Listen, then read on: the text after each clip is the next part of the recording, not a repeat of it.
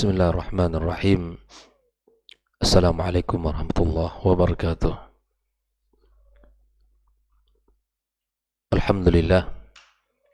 Alhamdulillahi rabbil alamin. Wassalatu wassalamu ala ashrafil mursalin wa ala alihi tayyibin wa ashabihi al-ghuril mayamin wa man tabi'ahum bi ihsanin ila yaumiddin.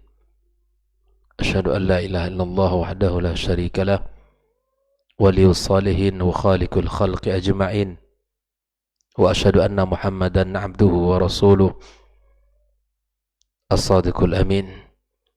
Allahumma inna nas'aluka ridhaka wal jannah wa na'udzubika min sakhatika wan nar. La ilaha illa anta subhanaka inna kunna minadh dhalimin. Amma ba'd. Kaum muslimin dan muslimat rahimakumullah, alhamdulillah kita bersyukur pada Allah Subhanahu wa taala. Kembali pagi ini kita diberikan kemudahan oleh Allah untuk bisa membuka hari kita dengan amalan yang mulia, ibadah salat subuh berjamaah. Kemudian kita lanjutkan sejenak duduk dalam majelis ini mempelajari agama Allah Subhanahu wa taala. Mudah-mudahan salat yang kita lakukan, kemudian majelis ilmu yang kita laksanakan menambah catatan kebaikan kita di sisi Allah Subhanahu wa taala. Kemudian ucapan salat dan salam untuk Nabi kita sallallahu alaihi wasallam,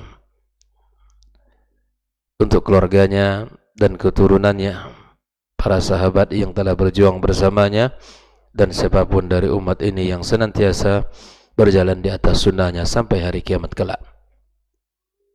Masih bersama kitab Ad-Durus Al-Muhimmah Li'ammatil Ummah, pelajaran penting bagi segenap umat, karya Syekh bin Baz rahimallahu ta'ala. Pagi ini kita masuk pada Ad-Darsul Rabi', pelajaran yang keempat. Setelah kita mengawali dengan pelajaran pertama tentang surat-surat pendek yang beliau bahas, kemudian yang kedua adalah pelajaran tentang rukun Islam yang sudah kita selesaikan. Kemudian yang ketiga adalah pelajaran tentang rukun iman. Pagi ini kita melanjutkan pembahasan yang keempat, yaitu tentang aqsamut tauhid wa aqsamus syirik, pembagian tauhid dan pembagian asyirik. At-tauhid huwa, tauhid itu adalah i'tiqad, meyakini tafarrudillahi ta'ala birrububiyyati wal uluhiyyati wa ma lahu minal asma'i was sifat, di mana kita meyakini bahwa Allah Subhanahu wa taala esa di dalam ibadah, di dalam penciptaannya, di dalam ibadah kepadanya, dan baginya nama-nama dan sifat-sifat yang mulia. Inilah yang kita inginkan dari pembahasan kita, di mana kita meyakini Allah Subhanahu wa taala memiliki keesaan di dalam penciptaan, dalam seluruh apa yang ada di langit dan di bumi, dan apa yang ada di antara keduanya, dan dialah yang mengatur. Kemudian dialah yang memiliki hak untuk disembah, dan dialah zat yang kita agungkan di dalam ketaatan kita. Dan Allah Subhanahu wa taala memiliki nama-nama yang indah serta sifat-sifat yang mulia. Kemudian Syekh bin Baz menyebutkan bayanu aqsamut tauhid wa hiya thalathatun. Dia mengatakan bahwa penjelasan tentang pembagian tauhid ada tiga: tauhidul rububiyyati wa tauhidul uluhiyyah wa tauhidul asma was sifat. Kemudian di dalam pembahasan tauhid ini beliau juga menjelaskan tentang wa amma, kata beliau, tauhidur rububiyyah, adapun yang dimaksud dengan tauhidur rububiyyah fahuwa al-imanu bi anna Allah Subhanahu wa ta'ala al-khaliq li kulli syai' la syarika lahu fi dzalika. Kata Syekh bin Baz, tauhidur rububiyah sebuah keyakinan dan keimanan bahwa sesungguhnya Allah Subhanahu wa taala Al-Khaliq, dialah pencipta, likulli syai'in, terhadap segala sesuatu. Allah yang menciptanya. Tidak ada satu benda pun, satu makhluk pun kecuali Allah yang menciptakannya. Kita mesti meyakini itu. La syarika lahu fi dzalik. Dan tidak ada syarikat bagi Allah Subhanahu wa taala dalam penciptaan itu. Esa, dia yang maha segala-galanya. Maka di dalam pembahasan tauhid rububiyah, fala budda minal iqrari bi anna Allah taala rabb kulli syai'. Di dalam tauhid rububiyah, penjelasan yang lebih panjang bahwa dialah Allah Rabb, pemilik segala sesuatu, wa maliku wa khaliku, dia yang merajainya, dia yang menciptakannya, wa raziku, dan dia yang memberi rezekinya, wa annahul muhyi wal mumit, dialah Allah yang menghidupkan dan mematikannya, an-nafi'adh dharil mutafarrid bi ijabati du'a, dialah yang mendatangkan manfaat, dan dia pula lah yang menolak segala kemudaratan, yang mengijabah terhadap setiap doa-doa kita. Indal ittirar alladhi lahul amr, pada setiap keadaan, dalam kondisi di mana kita sangat bahaya, sangat membutuhkannya, dialah Allah yang mengijabah. Siapapun hamba yang dalam kehidupannya merasakan saat-saat sulit, maka dia berdoa kepada Allah, dialah yang mengabulkan doanya tersebut. Falahul amr kulluh, baginya seluruh perkara, wa biyadil khairu kulluh, dan pada tangannya, pada kuasanya, pada dirinya Allah Subhanahu wa taala, pada kekuasaan Allah, pada segala sesuatu Allah Subhanahu wa taala yang memilikinya dan yang menguasainya. Ikhwani wa akhwati fiddin rahimakumullah, dan segala apa yang dilakukan Allah mesti kita garis bawahi, laisa lahu fi dzalika syari', tidak ada bagi Allah Subhanahu wa taala, tidak ada baginya syarikat, tidak ada baginya syarikat. Wa hadha tauhid la yakfi al-'abdu fi husul al-islam, bal la budda min an ya'tiya ma'a dzalika bilazimihi min tauhid al-uluhiyah. Namun apabila seorang hamba telah meyakini Allah yang mencipta, yang mengatur, memberi rezeki, menghidupkan, mematikan, namun ini tidak membuat dia menjadi seorang muslim sampai dia mendatangkan, mentauhidkan Allah Subhanahu wa taala dalam ibadah. Jadi tauhid rububiyah, kalau sudah benar meyakini Allah adalah pencipta, tapi kemudian ini belum selesai, tidak berhenti pada tauhid ini saja, namun kalau ingin menjadi muslim, mestilah dia mengesahkan Allah, mentauhidkan Allah dalam tauhid al-uluhiyah. Lalu kemudian Syekh bin Baz mengatakan, wa amma tauhidul uluhiyah, adapun tauhidul uluhiyah, al-imanu, bahwa sebuah keimanan, bi anna Allah taala huwal ma'budu bihaq la syarika lahu fi dzalik, dialah Allah yang berhak disembah, yang tidak ada syarikat baginya. Wa huwa makna la ilaha illallah, adapun makna la ilaha illallah, fa inna ma'naha la ma'buda bihaqqin illallah, adapun makna kalimat la ilaha illallah, yaitu tidak ada zat yang berhak disembah kecuali Allah. Fa jami'ul ibadati min salatin wa saumin wa ghairi dhalik yajibu ikhlasuha lillahi wahdah, maka seluruh ibadah yang kita lakukan, dari salat, dari puasa, dan dari ibadah-ibadah yang lain, dari birrul walidain, dari sedekah, apa saja yang kita lakukan, baik itu ibadah mahdhah maupun ibadah ghair mahdhah, maka wajib ikhlas karena Allah Subhanahu wa taala semata. Wala yajuz sarfu syai'in minha li ghairi, tak boleh ibadah itu kita berikan kepada yang lain. Mesti kita ingat, karena ketika kita meyakini Allah Azza wa Jalla adalah Al-Khaliq, maka sebuah kelaziman bagi kita, buah daripada tauhid rububiyah, kita menyerahkan ibadah kita semata hanya kepada Allah Subhanahu wa taala.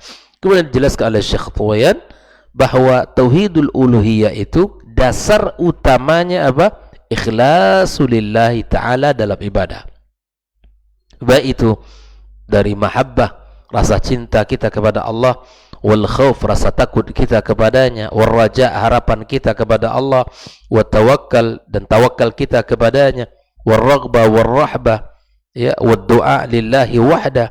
Semua itu harus dibangun di atas keikhlasan ibadah yang zahir dan yang batin, apapun jenisnya, baik itu ibadah yang zahir maupun yang batin, seluruhnya muaranya hanya kepada Allah Subhanahu wa ta'ala. Jangan ada di situ, jangan ada pada ibadah tersebut nilai yang kita berikan untuk manusia, atau ingin dipuji dan disanjung, atau ingin dilihat oleh orang. Kitalah orang yang paling berjasa, kitalah orang yang paling baik, kitalah orang yang paling ya taat kepada Allah, kitalah orang yang segala-galanya. Jauhkan itu dalam diri kita, karena tidak ada yang pantas untuk kita berikan ibadah kita kecuali Allah Subhanahu wa ta'ala. Seperti mana dalam ungkapan doa kita, iyyaka na'budu wa iyyaka nasta'in. Di dalam bacaan surat Al-Fatihah kita mengatakan setiap hari, hanya kepada Engkaulah kami menyembah dan kepada Engkaulah kami minta tolong. Wa hadza tauhid huwa awwaluddin wa akhiruh wa batinuhu wa zahiruhu wa huwa awwalu da'watir rasul wa akhiruha wa li ajli hadza tauhid khuliqatil khaliqah wa arsalatir rusul wa unzilatil kutub wa bihi iftaraqan nasu ila mu'minina wa kuffar. Ikhwani wa akhwati fiddin, karena tauhid inilah yang harus kita perhatikan. Dia adalah agama yang mulia, dia adalah keyakinan, dan dia adalah dakwah Rasul. Dan dengan tauhid ini pula lah, atau karena tauhid ini pula lah, Allah menciptakan ciptaannya, Allah mengutus para Rasul, Allah menurunkan kitab-kitabnya, dan bahkan manusia terbagi kepada mukmin dan kafir. Tidak ada yang lebih mulia daripada tauhid kaum muslimin. Hari ini alhamdulillah kita diberikan Allah Azza wa Jalla nikmat yang melebihi dari segala nikmat. Kita bisa beribadah kepada Allah Azza wa Jalla. Kita bisa beribadah kepada Allah, dan kita bisa mengenal pencipta kita melalui agama yang mulia ini, melalui kitab yang telah Allah turunkan, melalui lisan Rasul sallallahu alaihi wasallam. Kita bisa mengenal Allah Azza wa Jalla, kita bisa beribadah kepadanya. Karena orang yang tidak beribadah kepada Allah disebut jahil. Sepintar apapun dia, setinggi apapun IQ-nya, bahkan dari satu sosial setinggi apapun kedudukannya, atau sekaya apapun hartanya, sebanyak apapun hartanya, dia tetap disebut jahil ketika dia tidak tahu sang Khaliknya, dan ketika dia tidak beribadah kepada Allah Subhanahu wa ta'ala. Oleh itu ikhwani, ini mestilah kita syukuri bersama ketika kita bisa beribadah kepada Allah Azza wa Jalla, dan ini mesti kita minta selalu kepadanya,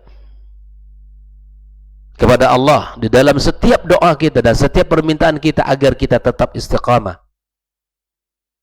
agar kita tetap menjadi orang-orang yang berada di atas agamanya sampai kita meninggal dunia.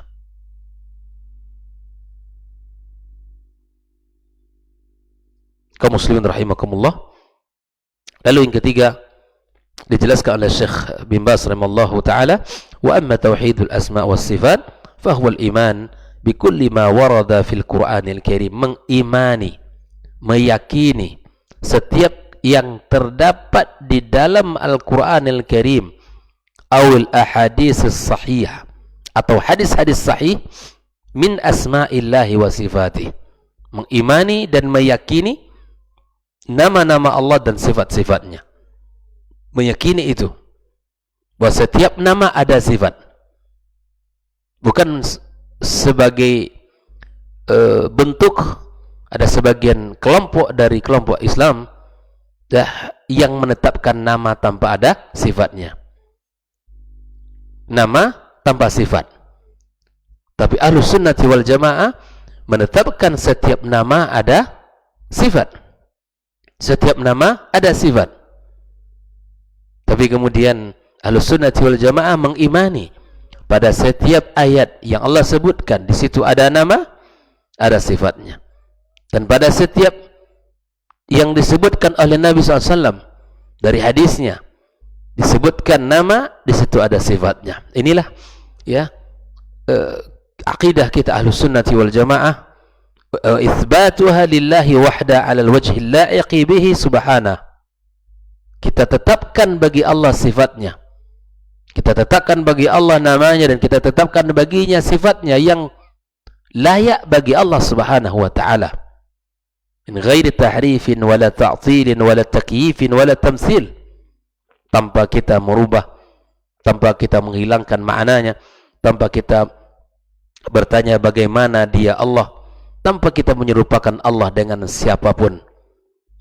Sebagai bentuk amalan terhadap firman Allah subhanahu wa ta'ala, qul huwallahu ahad Allahus samad lam yalid wa lam yulad wa lam yakul lahu kufuwan ahad. Dalam ayat lain Allah juga katakan laisa kamitslihi syai' wa huwas samiul basir.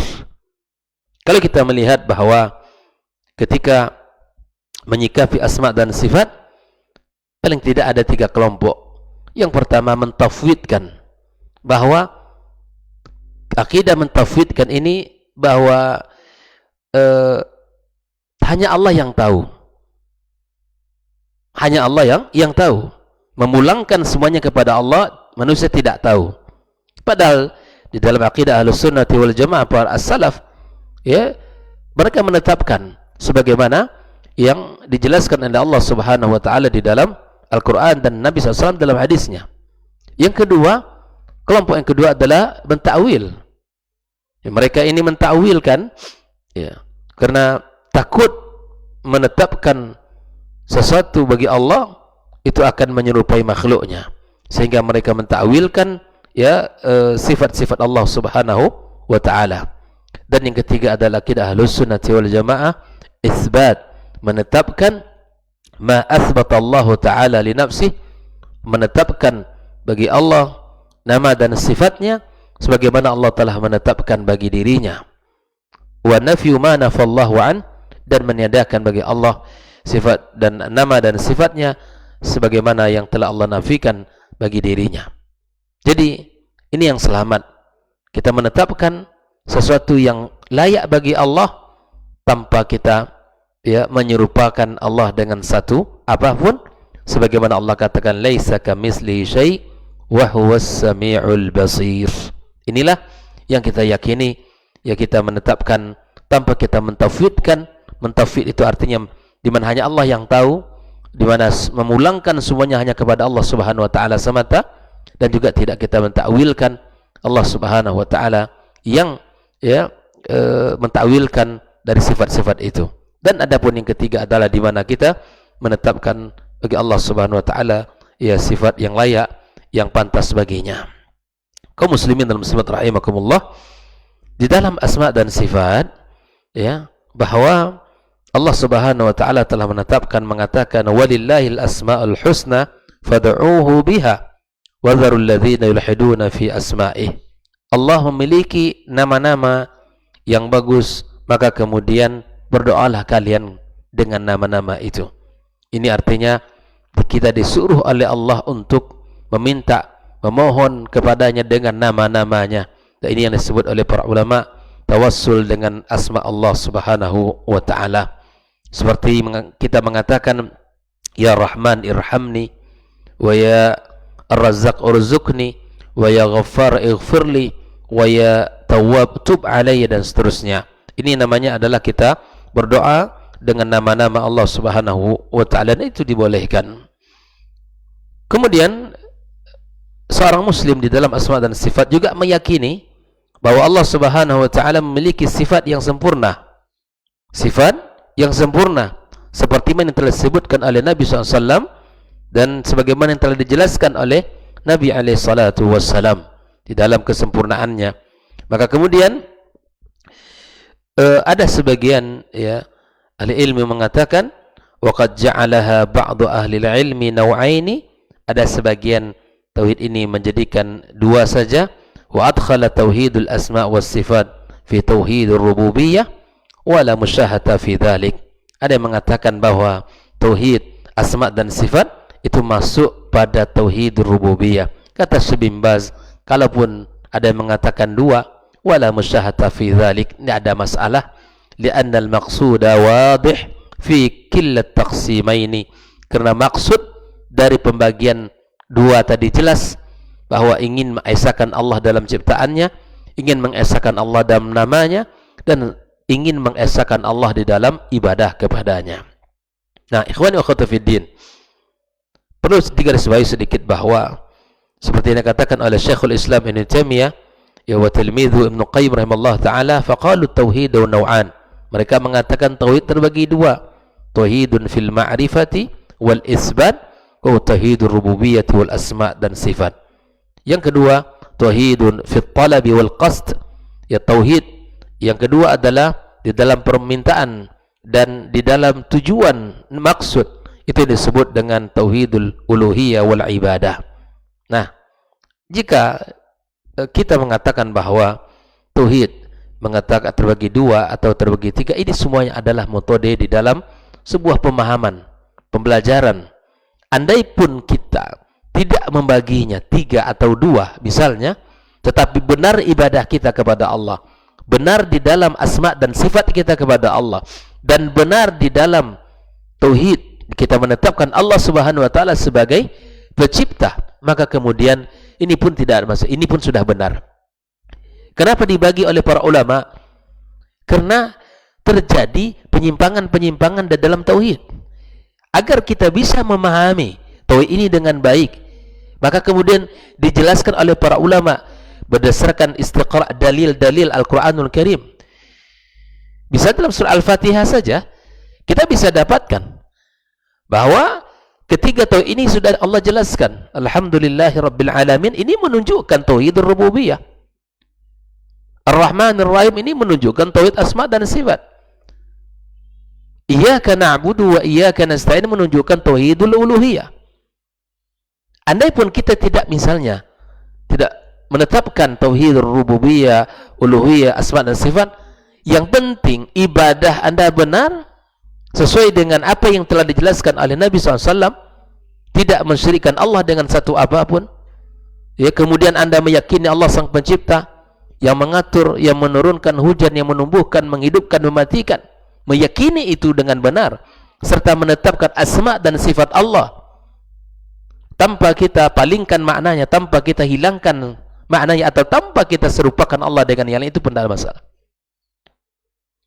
Karena ini merupakan metode pembelajaran yang dengan demikian kita bisa lebih mudah memahaminya.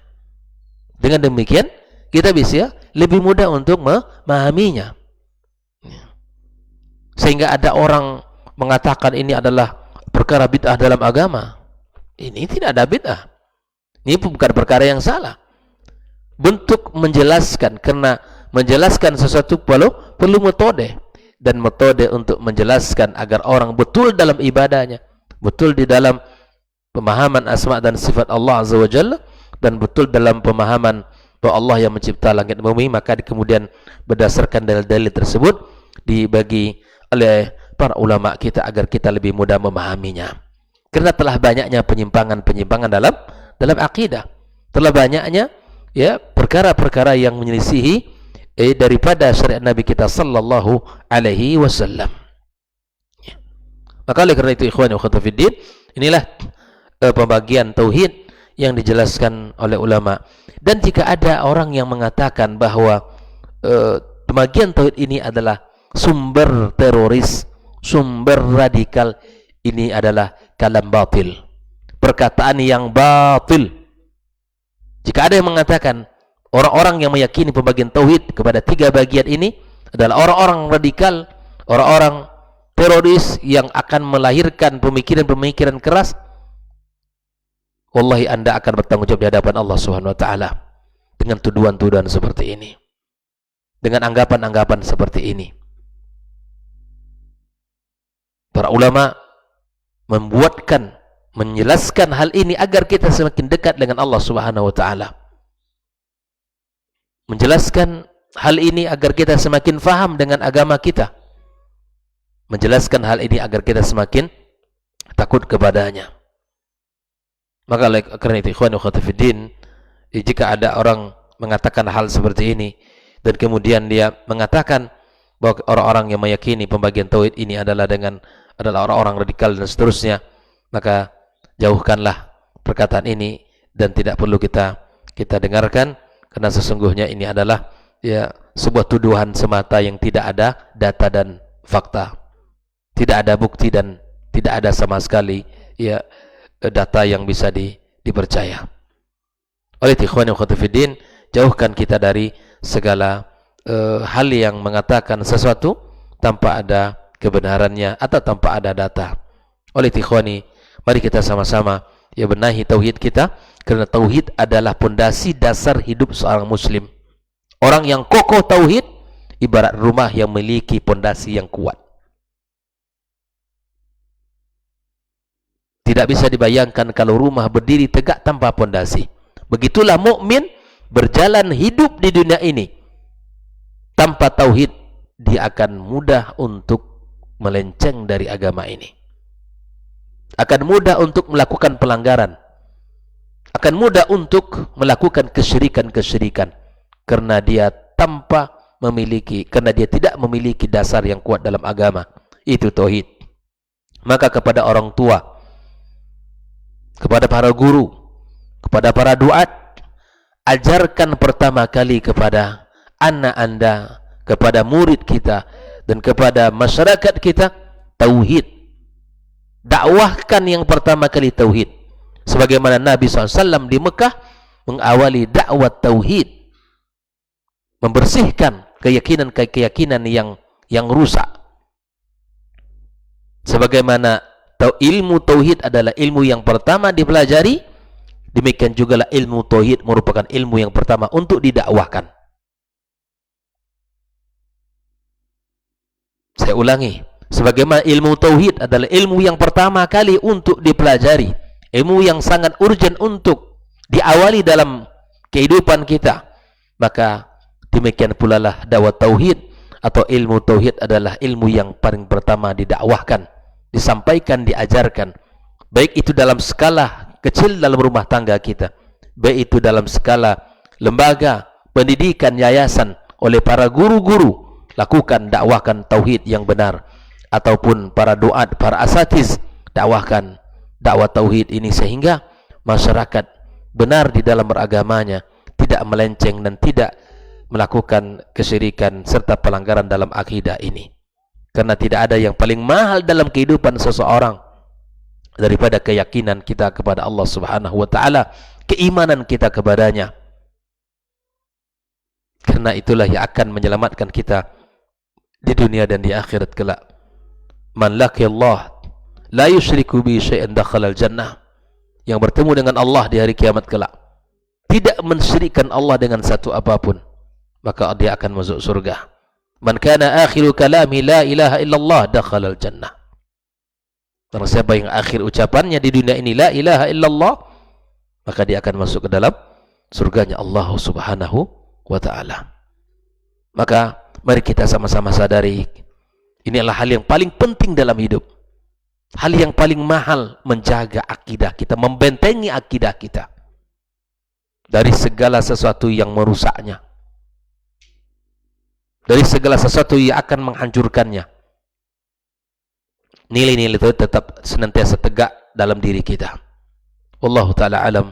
Mudah-mudahan Allah Subhanahu wa ta'ala menjadikan kita orang-orang yang benar dalam tauhid dan ibadah, serta menetapkan nama-nama Allah Subhanahu wa ta'ala dan sifatnya. Dan semoga Allah Subhanahu wa ta'ala jadikan kita orang-orang yang senantiasa dekat kepadanya dan senantiasa menjalankan syariat dan perintahnya, dan kita dijauhkan dari segala bentuk kesyirikan atau segala bentuk amalan-amalan yang membatalkan tauhid kita kepada Allah Subhanahu wa taala.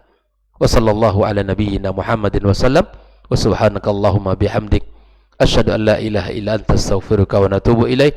Wassalamu alaikum warahmatullahi wabarakatuh. Dr. Dasman Yaya Ma'ali LCMA Hafizahullah Dr. Helmi Basri LCMA Hafizahullah, Dr. Hidayatullah Ismail LCMA Hafizahullah,